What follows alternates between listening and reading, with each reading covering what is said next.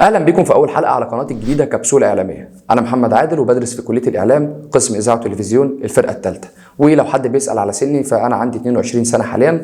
وطبعا حسب الوقت اللي انت بتشوف فيه الفيديو يعني ممكن بعد كام سنه قدام شيء طبيعي يكون سن اتغير. ان شاء الله في التشانل دي هنقدم بعض المعلومات المفيده في مجال الاعلام، يعني في بعض المصطلحات اللي بتكون تقيله وبعض المفاهيم اللي في البعض ما يعرفهاش وفي ناس بتسمعها بس مش عارفه المصطلح ده معناه ايه، في مثلا امثله شعبيه محدش يبقى عارف اصل المثل ده ايه. فاحنا ان شاء الله هنتكلم عن كل حاجه بتخص مجال الاعلام بشكل متعمق، هنتكلم في تفاصيل ولكن التفاصيل دي هتكون في كبسوله صغيره بقدر المستطاع. يعني هنحاول نلخص الكلام الكتير اللي انت بتبقى حاسه كبير عليك او مكلكع، فاحنا هنخليه في كبسوله صغيره كده تكون مفيده للجميع واي حد يرجع لها ويتفرج عليها في اي وقت. انتظروني ان شاء الله في اول حلقه هتنزل هنا على الشانل من سلسله برنامج احنا هنبداه. البرنامج ده اسمه مثل له اصل، يعني بنجيب مثل ونعرف اصل المثل ده ايه وايه الحكايه بتاعته وبدا امتى وليه الناس اصلا بتقول المثل ده وامتى تقوله. فان شاء الله هنبدا باول برنامج هنا على الشانل وهيكون اسمه مثل له اصل، فانتظروا اول حلقه هتنزل منه. طبعا احنا هنحاول ننزل فيديوهات هنا او الكبسولات اللي هتنزل هتكون